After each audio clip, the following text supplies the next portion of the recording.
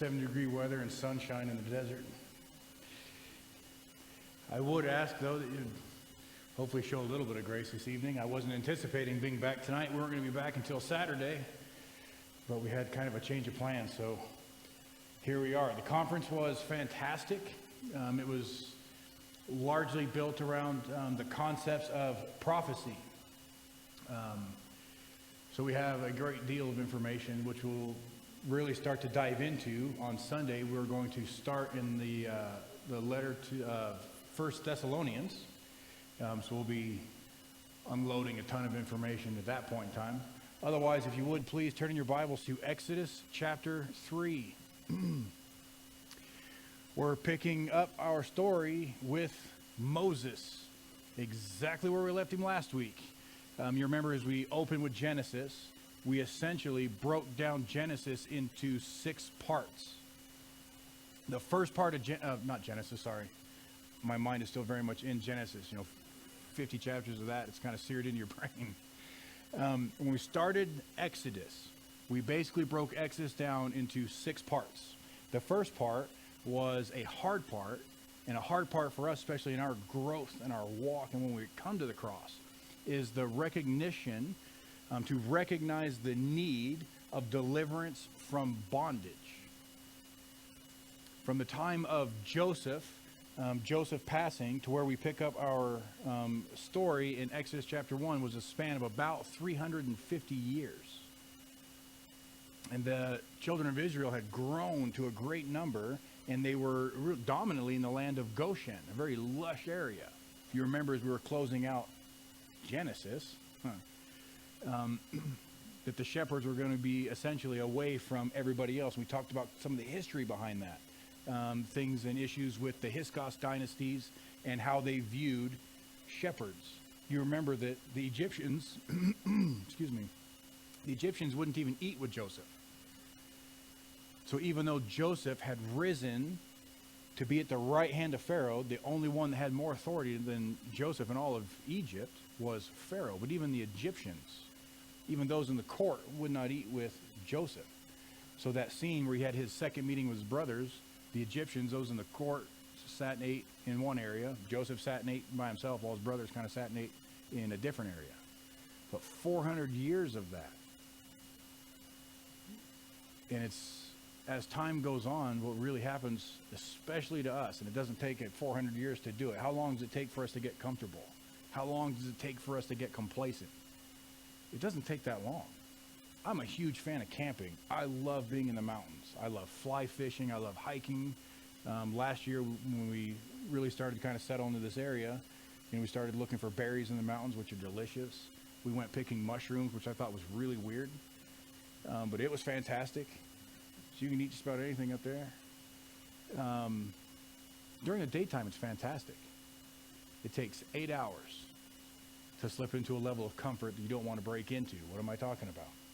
As soon as you go to bed and that crisp mountain air hits and there's kind of frost on everything, and it's time to get up the next morning and feed your kids who are already out running amok, poking bears with sticks, you don't want to leave your tent or your camper. You don't want to leave your sleeping bag. Some of us invest a lot of money in warming layers. It's just not enough in the mornings. So it takes a lot for us to really break a level of comfort. And we see the Pharaoh, the king, being stirred up in chapter 1, politically and economically, as he's looking at the Jewish problem. What are we going to do about that? And in chapter 2, where we left off last week, is that last week? Yeah, wow. Where we left off in chapter 2 was roughly where we're going to pick up tonight, is an 80-year span. Moses' life is broken up into 3 periods, essentially, of 40 years. He had 40 years in the palace of Pharaoh. And then we went through Hebrews chapter 11 and Acts chapter 7, which is our parallel passages for reading for these sections of Exodus, that he chose rather to suffer with his people. He chose to look ahead to the promise than enjoy the passing pleasures of sin, is what it tells us in Hebrews chapter 11. So he goes out, and he understands there's a calling on his life. We saw from chapter 1 that his parents understood, Amram and Jochebed, his parents understood that there was a calling on his life. So what does he do? He goes out and he sees a taskmaster. He sees an Egyptian beating one of his Hebrew brethren. So what does he do? He looks left, he looks right, and he strikes down that Egyptian. And because his planning process is probably not what it should be, he puts a little bit of dirt over the dead Egyptian dude. Any of us spend any time out in the desert, that's a bad plan, like from the get-go. A little bit of wind, that dust is gone, and poor old Egyptian dude's going to be sticking up out of the sand. But in Stephen's address in Acts chapter 7, Moses understood who he was supposed to be and what he was going to be doing. Not God's way exactly what he was going to be doing, but he understood he was going to be a deliverer for his people. But the people did not recognize it. So when Moses came out sometime later and they were striking one another, and he stands as prince and judge, his brethren asked him, "Who are you that you're a prince and a judge over us? You're going to kill us like you did the Egyptian?" He was afraid, and Pharaoh found out. So he runs. To the end of his 40 years, time's done in the palace, he goes on the run to Midian. So he leaves Egypt, doesn't go back up to Canaan, likely historically because of what Ramses II and the Hittite king had this pact. If there's any fugitives that try and cross the border, they're going to be caught, handed over, and executed. So instead of going north, he pushes way east across Sinai, that kind of little V shape you see in your maps, and he settles in the land of Midian. In the land of Midian, says he's content to be there. He gets married. He's going to have kids, and that's where we're picking up in chapter 3. So the first section, we were talking about the recognizing the need for deliverance. Section 2, where we started in 3 and started in chapter 2, continuing chapters 3 and 4, is the preparation of the leaders for the deliverance. So chapter 3, verse 1, "Now Moses was tending the flock of Jethro, his father-in-law, the priest of Midian. And he led the flock to the back of the desert and came to Horeb, the mountain of God." So, as promised, we're picking up our teaching with Moses. And we see Moses exactly where we left him. He is content, is what the verbiage tells us in chapter 2. He's just content to be there. You can kind of see this heart or this attitude of failure in Moses. And in ministry, it's a very heavy thing. We want to step up to the plate, and we want to take that swing in faith, whether it's sharing the gospel or getting up and teaching or serving somewhere, or even for myself, pastoral ministry. I really started to kind of recognize the calling of my life in my early 20s. So, it's time for me to kind of step up and battle a little bit. Megan was already way ahead of the game. She's always been a lot faster about things than I have been. So where was the first place I was really going to go and serve? It was Reach Children's Ministry. I didn't do real well. I was still living very much like a Marine in my 20s. Very rough, very just everything the completely wrong direction. And when I started to fall flat on my face, I took that as a very serious blow. God's going to be calling us into something. Wherever God is doing a work, as we've been saying it from the beginning, where God is doing a work, you have to expect the enemy to be trying to do something as a point of opposition. And your flesh doesn't want to do it either. So I can kind of feel where Moses is at. He stepped up. It did not pan out. His brethren were angry with him, did not recognize him as deliverer, and the king was trying to hunt him down for striking down an Egyptian. So we see him in this very humble place in Midian. It's kind of neat when you see it in verse 1, isn't it? He's not tending to his flocks. He's 80 years old. He's 80.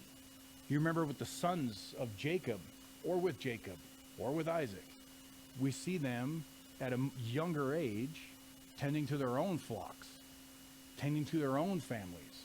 Jacob was already well in his process of getting one over on his uncle Laban and collecting up all of his flocks. We remember that story we went through with Jacob.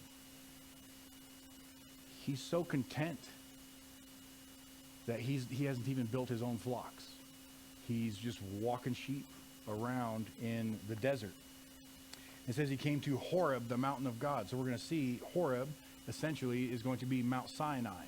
And we do get a little bit confused because if you're looking at the region of Mount Sinai, you'll see Horeb. If you're looking at your maps, kind of a little mountain, and you'll see Mount Sinai, which is going to become a big deal here in a few chapters, is going to be a little bit taller. And the angel of the Lord appeared to him in a flame of fire from the midst of the bush. So he looked, and behold, the bush was burning with fire, but the bush was not consumed. Then Moses said, I will now turn aside and see this great sight, why the bush does not burn. I really love this passage. We really like to assume that we have to be all gussied up before we go and do something God is calling us to do, don't we? I need to clean up my mouth. I need to clean up my attitude. I need to, I don't know as much as I probably should know. I need to study first. I don't talk right. Maybe I need to do a speech class or a Toastmasters. Any of you guys are familiar with Toastmasters at all, or whatever it is. Like, we really get this concept that we have to be really polished up.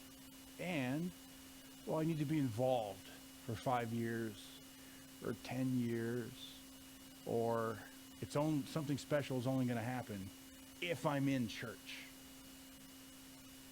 That's where my revelation has to come from church. He's out in the middle of the desert, just walking sheep around. And this is where God is meeting him. For Moses, it's just a regular day. He gets up, he's 80 years old, he gets his father-in-law's flocks together, and he's taken around the desert looking for a place where he can feed and water his flocks. He's probably got to cover quite a bit of the ground. This is like that Sinai region, it's desert, like super desert, like way worse than Tucson desert. As much fun as that was, I could at least find water somewhere. And God meets him there. Just really such a powerful aspect. And we see it, often. Not just when we're moving about by faith, but also when we're just kind of moving about in our daily lives. Like, are we really paying attention to the things that God is doing all around us? So he sees this burning bush, and it's not being consumed. I just really like the verbiage. I will now turn aside and see this great sight, why the bush does not burn. I don't know what it is. Just this, maybe the syntax, just it's in there, just the way it's said. I can just imagine someone saying, oh, there's a bush on fire. I'm going to go look at it. It's a great setup for a good comedy movie or a horror movie. Like, it's kind of how these things pan out. But what's interesting is God is doing something like a light, this one quite literally a light, but like a light, like a beacon that creates a buzz and kind of draws people to it. It's a fascinating concept, and we see it all over the place.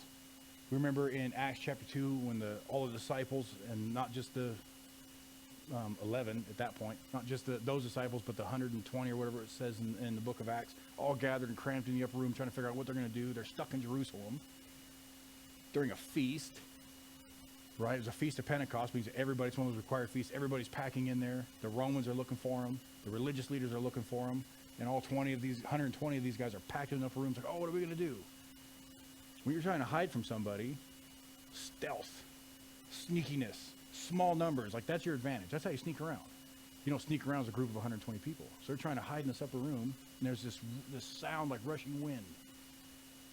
And it's created a buzz. And people are starting to suck towards the upper room. All these people, thousands of people. God creates a buzz. Are we ready for the buzz? One of the issues that we have, especially in our lives, is when God is doing something, it is kind of that beacon. Do we kind of stop? We see here with Moses. Moses said, I will now turn aside. He is making the conscious effort to move towards that thing that God is doing. Such an amazing aspect. I couldn't figure out for the life of me for years why I can't hear from God, again in my early 20s. I refuse the part of sanctification. When God's trying to do something, say, hey, over here. I refuse to let go of everything else that I was doing. We see Moses first make the decision to turn to the bush, and then in verse 4, so when the Lord saw that he turned aside to look, God called to him. God speaks to Moses after Moses decides to go towards the bush. You want to hear from God. Stop hanging on to everything in the world. move towards the things he's calling you into. And I tell you what, you will be surprised what you hear. So God called to him from the midst of the bush and said, Moses, Moses. And he said, here I am. If I don't care if it's on fire or not, any bush talks to me. The last thing I'm going to say is, here I am. And I know better because I know the word. But that thing, Balaam and his donkey. Are we all familiar with that story in the book of Numbers? If not, we'll probably be in the book of Numbers in 2.5 years at our rate. The donkey turns around and says, why are you beating me?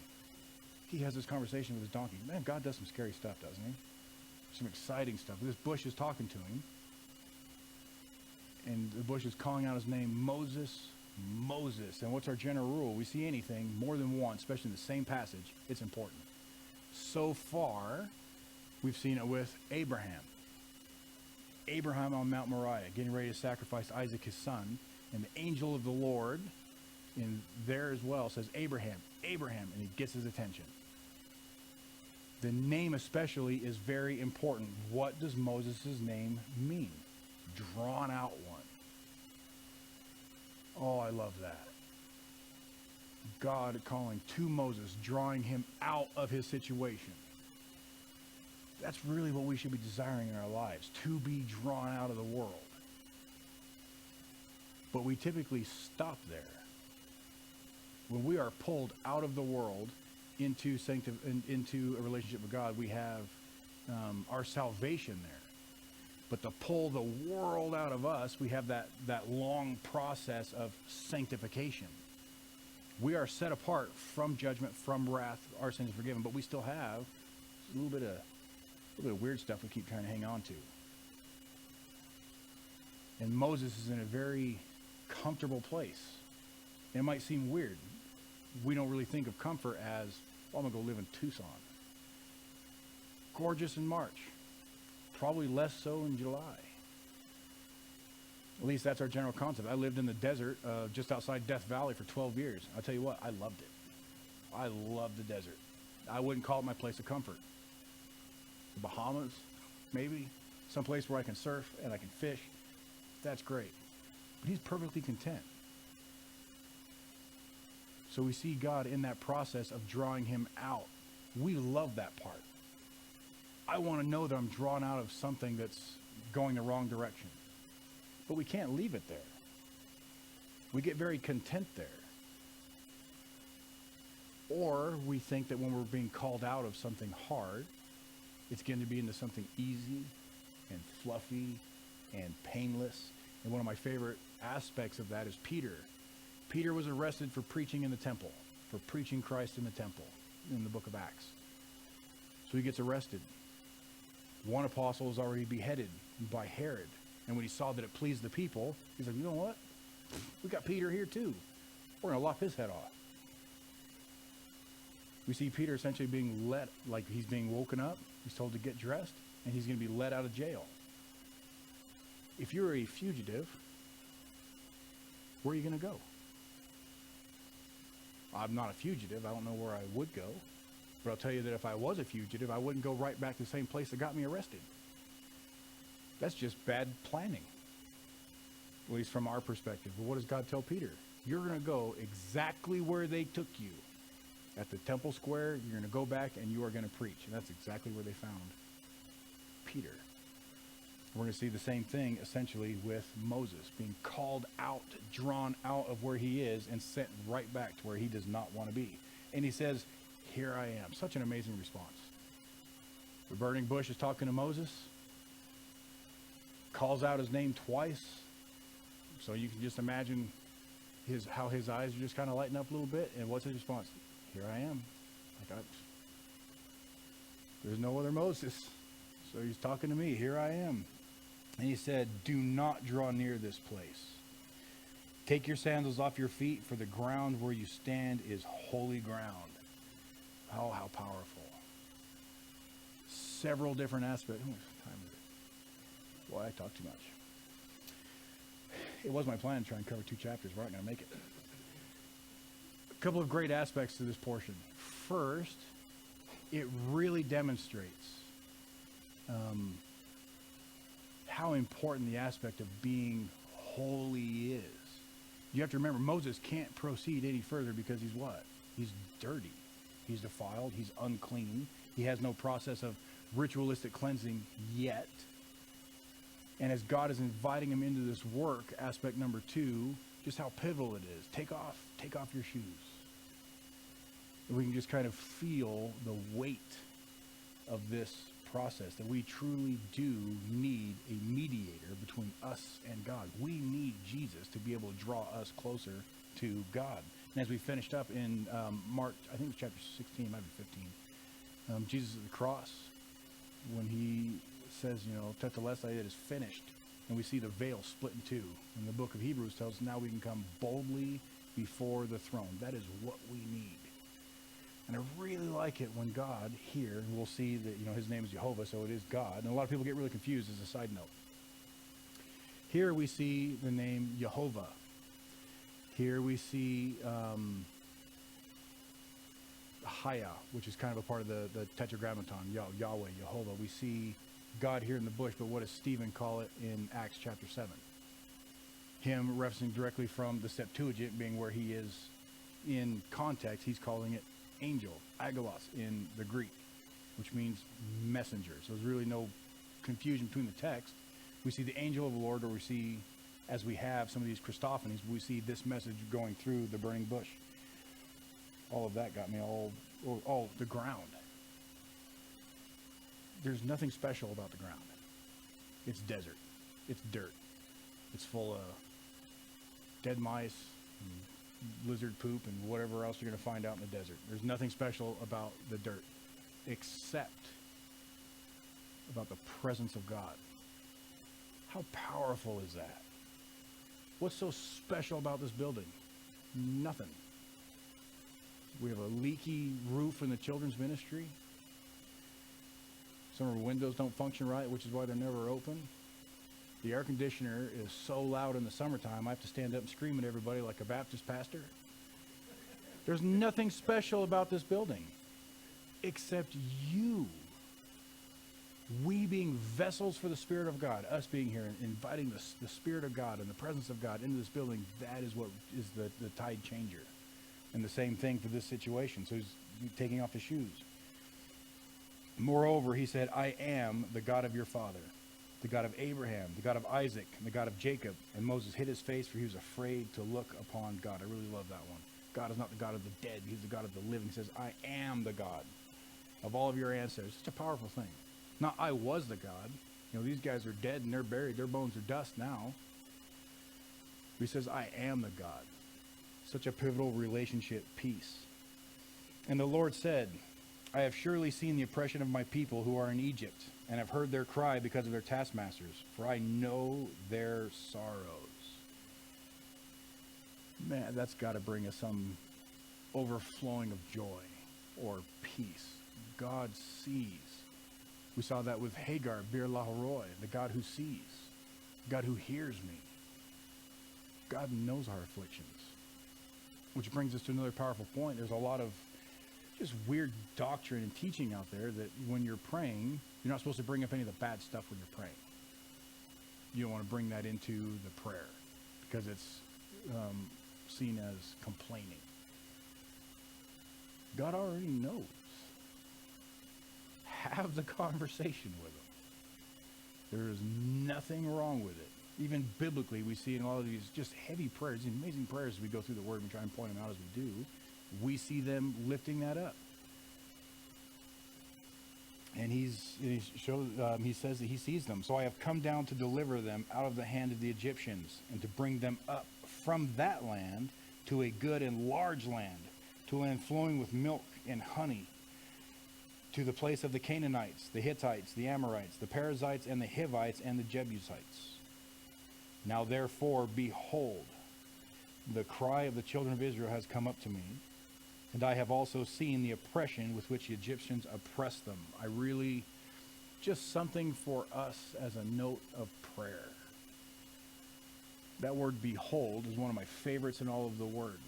To really just to gaze at intently, to stare at intently. We as believers, as a church, especially not just united with the Spirit, but united through prayer. It joins us to the ministries of those around the world. So in our prayer closets, in our time of prayer, especially for our brothers and sisters as we have been praying, especially in Ukraine. And right now we still have a ton of missionaries over in that area, certainly being linked together. Come now, therefore, I will send you to Pharaoh, that you may bring my people, the children of Israel, out of Egypt. So you can kind of imagine how excited initially Moses is. What is he hearing? I know the affliction of your people. Oh, awesome, Lord. I'm going to deliver your people. Oh, even better. I'm tired of Midian. Let's go back to the land of Canaan. That's where we're supposed to be anyway. Joseph said that you were going to bring us out. This is, yep, you're going to fulfill your promise. Love it. I can't wait to see you work. Being drawn out and put into something holy, sanctified, put into something that God wants you to do. What does God tell Moses? And I'm going to send you to go. The smile or the bewilderment that he may have had, you can imagine it's going to look at his face, just his countenance, a little bit different. And there's a lot of Moses in us.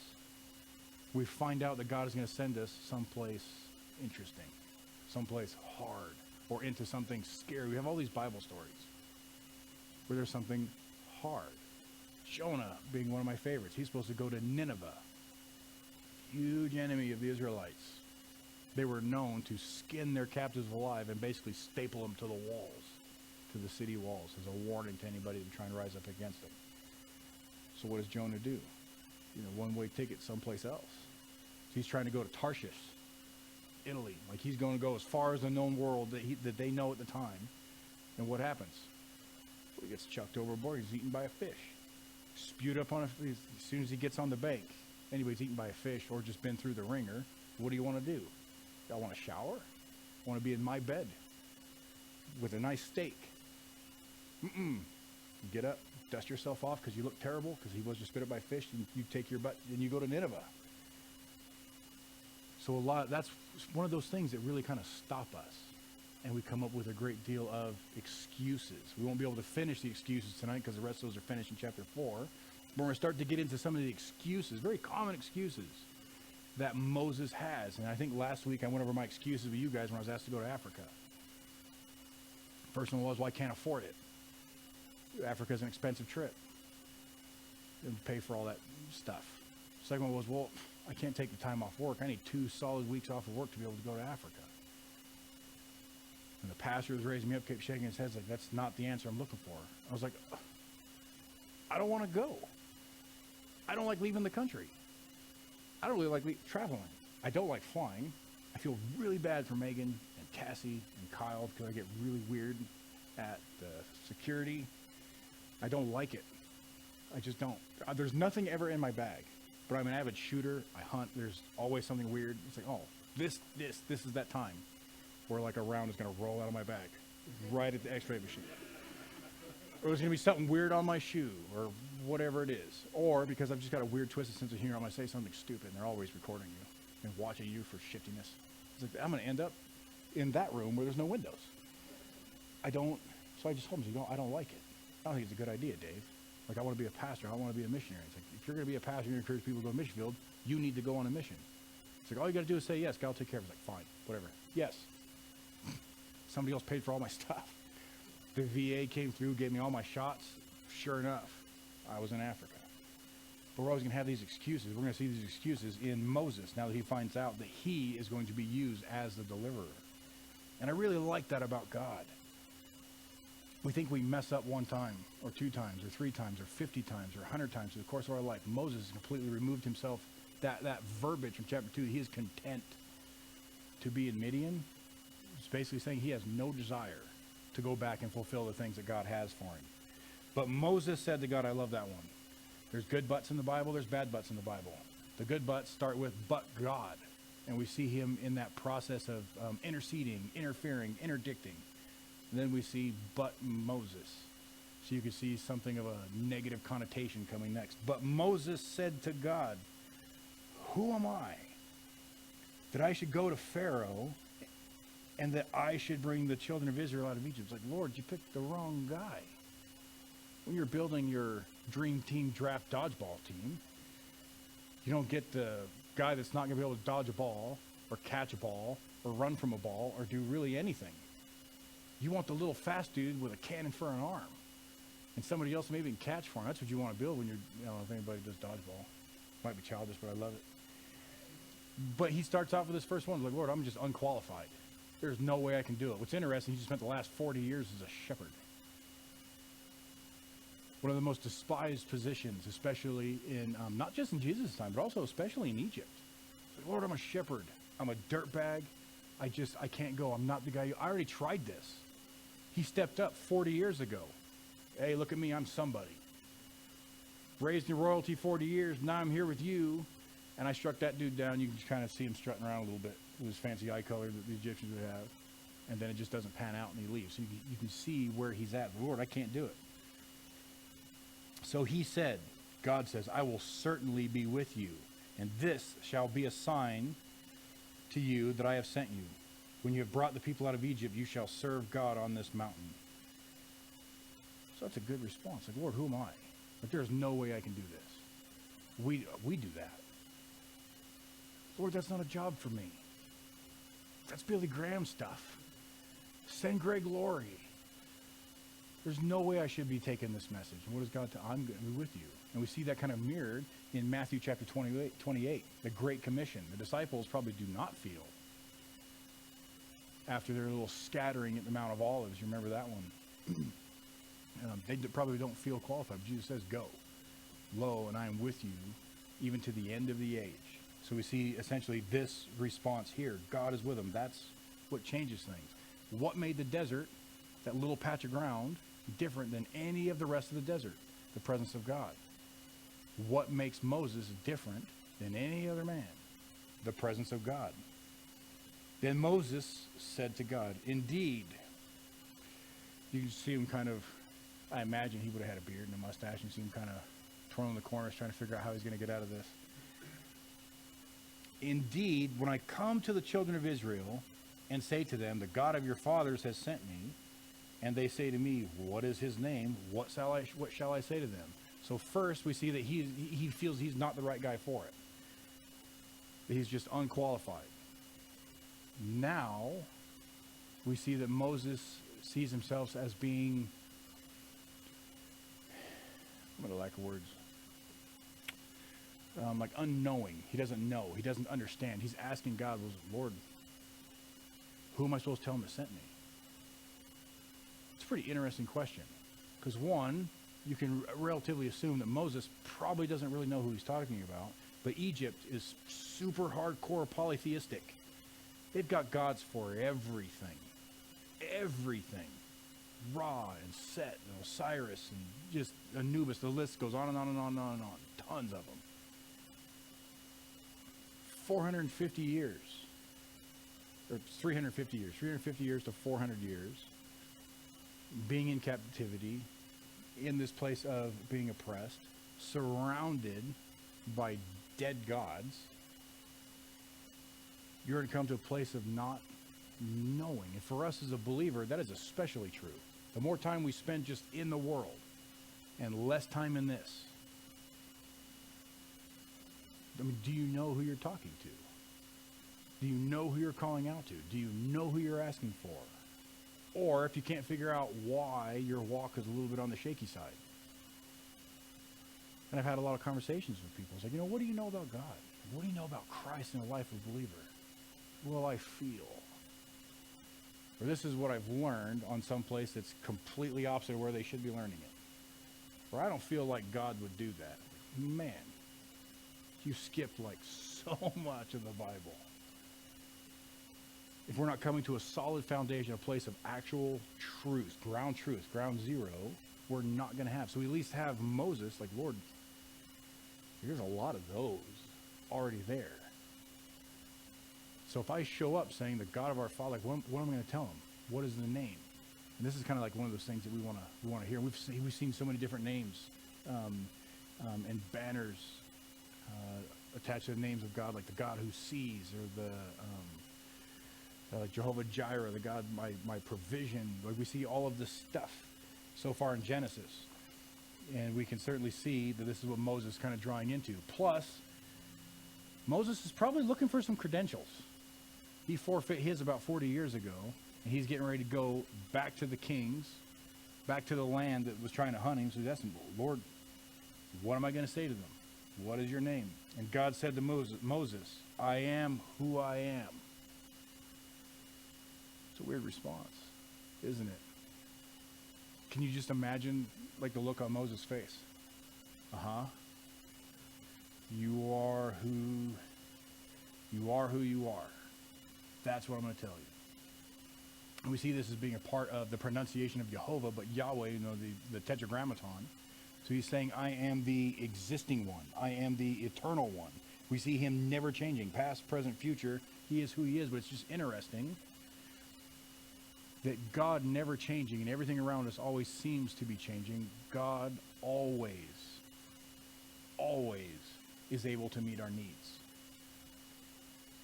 He's going to have 3 more excuses, maybe 4 more excuses. We roll into chapter 4, and all these excuses really are met with the concept of, I am who I am. I am existing. I am eternal. And we see it kind of in the same way with Jesus' I am statements, which we got into a little bit. We'll finish those up as we go into the Gospel of John, which says, I am the bread of life.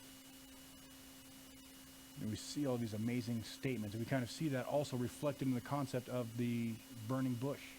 Such a fascinating thing with the burning bush. I really love that about this chapter. He is existed from the very beginning. We see him and his glory, which is essentially what we're dealing with the burning bush. We see his glory sitting on the bush never being consumed, and the flame never going out. What a powerful concept. It's easy for us to run to the end of our rope. It's easy for us to get burned out. We don't see that in God. And I believe that his glory being in that bush as fire is just kind of that symbol that Moses is going to be looking to later. And we'll see it later as like the pillar of fire. We'll see it on top of Mount Sinai. We'll see it kind of resting with the tabernacle once they start getting that put together.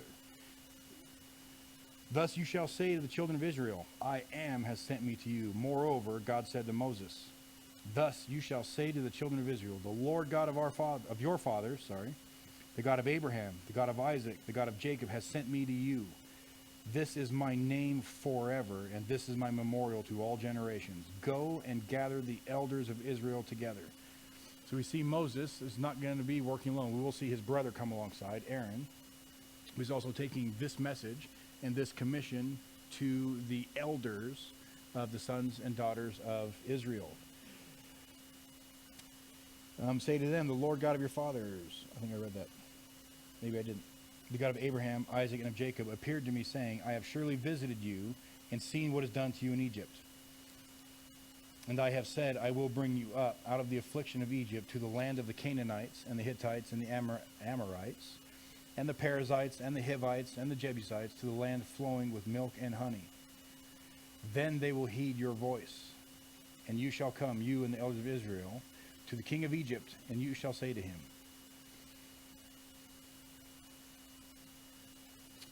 I feel like I should have said something right there. The Lord God of the Hebrews has met with us, and now please let us go 3 days' journey into the wilderness, that we may sacrifice to the Lord our God. So Moses is now given a message. It's very important that it's God's message that Moses takes. So far, God has shut down 2 of Moses' excuses. We see twice him naming his ancestors. I am the God of Abraham. It's always fascinated me why they always go back, why God is going back to the name of Abraham. Why we see God's name before we got to the portion of Ahaya or Yahweh. Why is he using Jehovah? That's the covenant name of God. So we see that name of God in Genesis chapter 12 when we see the Abrahamic covenant. This covenant that has been reinforced and restated with every single one of the patriarchs. So when Moses takes this message to the elders, the sons and daughters of Israel, what is Moses essentially saying? You remember that thing that God told Abraham. They didn't have chapters and everything by then, but all the way back in Genesis chapter 15, that we were going to be in a different land for 400 years while he dealt with the iniquity of the Amorites. Hey, this is that thing. Or when Joseph, when he died 350 years ago, he said that we were going to go back out of the land of Egypt. And we had to gather up his bones and take them into the land of Canaan as well. This is that. This is now. That's why we see that reiteration. Verse 19, I feel, is especially important for us now. But I am sure that the king of Egypt will not let you go. No, not even by a mighty hand. That's not what you want to hear. When you're given a mission, and your whole mission is, at this point, you're going to deliver Israel out of the land of Egypt and take them to Canaan. You're going to go to the king and you're going to tell him that. So that thing that the Pharaoh was afraid of in chapter 1, you remember they might band together with the Hittites and wage war against the Egyptians, or he would lose his slave force, right? That was kind of what started this whole process. You're going to go tell that guy, let my people go. Lord, what if they don't listen to me? I'm going with you. Great, we can't fail. Lord, is there anything else? Yeah, he's not going to let you go. Not even by a mighty hand, he's not going to let you go. We saw the same thing in the prophets, didn't we? You're going to take this message, you're going to preach to the people, but they are not going to listen to you. That's not what we want to hear. That's not what we want to hear from God. We got buddies for that. Have we ever said that to our friends? You know, friends like you, man, I don't need enemies. Like, I got you in my life. We've always got those friends. We had those friends. You know, when we first started, like, you know what, we're called to Baker. We're going to go to Baker. This is what we're going to do. Oh, you don't want to do that. How many of us are, a lot of us, I don't know how many of us are transplants. Like, you don't want to go into Oregon, preach your word. That's a bad idea. There's a lot of hippies in there. Like, no one's ever going to listen. They're going to, you know, and plus it's Oregon. The hunting's way better than Idaho. Also, it's just stuff. Never ending. We anticipate hearing it from our friends. That's why we have certain sounding boards. In the military, we call it a red cell. Here's my plan. Attack it. So we find friction points, plot holes, whatever the case may be, so we can fix it and we send it back now. Okay, now it's a good plan. Now let's go fight bad guys. But when God says it, the king is not going to let you go. Why? Why would God do that? Does that question kind of go past your mind as well? Why would God say that? Like, we're supposed to be uplifting and speak softly there. Our speech is seasoned with grace. Why would God give him such bad news? Do you remember the Olivet Discourse in Mark chapter 13? See, this is Jesus speaking, see, I have told you all things beforehand, so that when we get to that situation, we are not afraid, but we are firm. We're ready. That's the whole purpose. So even in the study, I love applying this passage to prophecy. God has told us all things beforehand. So when we start seeing weird stuff in the news, in our country, our neighborhoods, in our lives, it's not something supposed to make us afraid. It's like, oh, Lord, yeah, you're right. This train truly is on the tracks.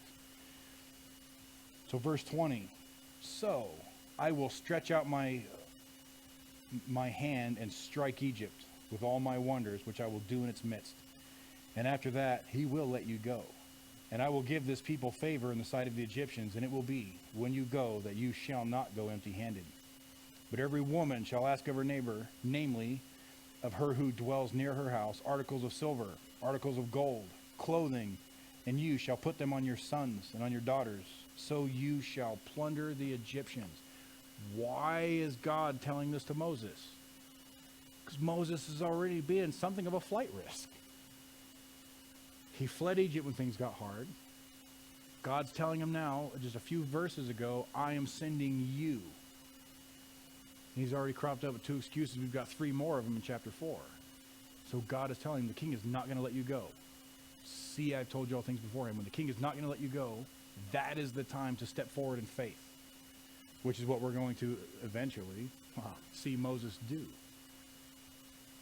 As another sign, kind of another one of those little lights, those little crossing signs as you're going down the train track. Not only is he going to let you go, I'm going to stretch my hand out against him, but you're going to go to the land of the Canaan. Traveling is expensive. My word, like just how expensive things are right now. The region that I lived in California, near Death Valley, it's $10 a gallon for diesel. That's dumb. It's $9.76 or $9.75 for unleaded. That's worse because I don't have a diesel. Traveling is costly. Well, who's going to pay for our trip, Lord? The Egyptians. You're going to plunder them on their way out. So we see kind of all these little checkpoints that God is giving to Moses. And I would certainly wager that God does that in our lives now. So this is still, and we'll still see it in chapter 4 next week, this is that preparation phase for the leaders. For a leader to act, to move, to go forward in faith. My friends, even for us, you have to expect your faith to be refined. You have to expect your faith to be a little bit tested. We don't like that. James chapter 1, I think it's verse 2. Philippians, you have all these places to count it all as joy. Man, that sounds so backwards. How do we count that as joy? By recognizing the aspect of a providential God. A God whose hand is always in that situation. So even in that period of really hard thing, God is raising you up in that hard thing. The only drag about that is it's hard.